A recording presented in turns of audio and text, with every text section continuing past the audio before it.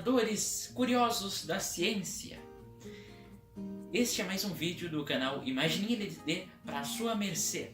Meu nome é Lincoln Daniel e neste vídeo iremos ver desde o início do Sol, seu nascimento, a sua ascensão e então, literalmente, o seu desligamento, tá? Desligamento, ele vai desligar, ele vai apagar, seu apagamento. Então, vamos lá. O ciclo de vida do Sol inicia-se quando nosso sistema solar, na realidade, localizava-se, ao invés de tudo ao qual nós conhecemos, os planetas, as estrelas, os asteroides, os planetas anões, os satélites dos planetas e tudo mais, tinha-se uma nebulosa. Uma nebulosa é uma nuvem de gases e poeira estelar que são provenientes de estrelas, planetas, etc., que acabaram por vir a explodir e morrer. E então essa nebulosa estava lá, calmamente jogada ao espaço sideral, quando possivelmente, naturalmente, ou uma estrela acabou-se por vir a ser uma supernova e, ao explodir, ela libera uma força bem grande, muito alta esta força, e que pode ter influenciado as partículas, moléculas, a se fundirem. E elas se fundiram. E se fundiram, ao se fundir, elas se tornaram uma estrela, o Sol. E neste tempo, desde quando o Sol apareceu, nasceu, ascendeu em sua ascensão, ele vem trilhando os 4,5 bilhões, que são a metade, mais ou menos a metade do tempo para ele se tornar uma gigante vermelha. Tudo bem? A partir deste momento aqui, ao qual nós estamos vivendo, é a posição na linha do tempo dele, ao qual nós chamamos de sequência principal. É o ponto principal da vida dele. É tipo o auge da vida dele. Como nós podemos ver no nosso sistema solar, já existe vida, que somos nós. Outras eu não tenho certeza, mas talvez. E pensando em tudo isso, daqui a 5,5 bilhões de anos, ele se tornará uma gigante vermelha. Mas nesse período de tempo, entre o agora e a gigante vermelha, ocorrem muitas coisas. Como exemplo, o que vai ocorrer é que nesses próximos 5,5 bilhões de anos, o hidrogênio que o Sol utiliza para queimar e gerar energia e na sua fusão nuclear conseguir se manter estável, ele irá gastar 70% do Sol é feito de hidrogênio e 24% é feito de hélio, e os outros 1% são feitos de outros elementos pesados, correto? Pesados não, outros elementos. E então, o que vai ocorrer é que nesses próximos 5,5 bilhões de anos, ele irá gastar todo este armazenamento de hidrogênio. E quando ele gastar tudo, ele vai estar em processo de esquentar. Porque ao gastar todo o hidrogênio, ele precisará esquentar 10 vezes para conseguir começar a queimar o hélio. Porque é complicado fazer, com o poder atual dele, fazer as partículas de hélio se fundirem e fazer uma fusão nuclear. E para criar elementos pesados como oxigênio e carbono. Então, nos próximos 5,5 bilhões de anos, ele esquentará. E ele começará a expandir daqui a aproximadamente 5,5 bilhões de anos, quando ele começar a queimar o hélio e seu armazenamento de hidrogênio estiver esgotado.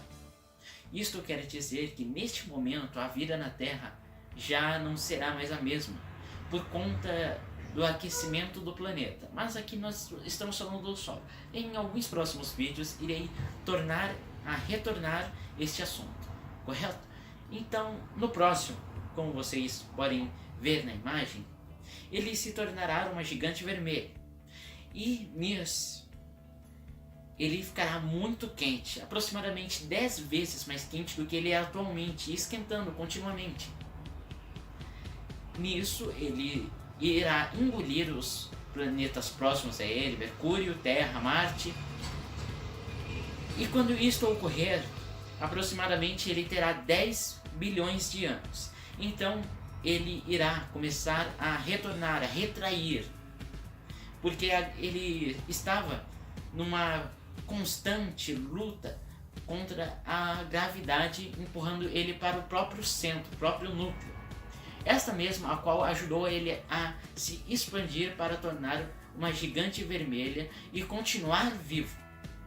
Mas nesse ponto, ele se tornará o que chamamos de nebulosa planetária, que é nada mais do que uma nebulosa, um planeta, um astro, que está jogando o seu próprio núcleo, todos os seus próprios elementos para fora, ao redor, criando assim uma nebulosa ao redor de uma esfera, que no caso é o astro.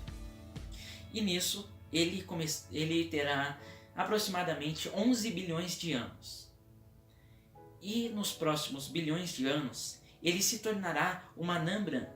Uma anã branca não é nada mais do que uma estrela, ao qual não se tornou uma supernova e gastou todo o seu armazenamento de elementos ao qual ela queimaria para continuar viva. Então ela utilizará todo o seu armazenamento, ela não está mais gerando energia, ela está usando todo o resto, tudo, sugando tudo que ela tem, todas as forças.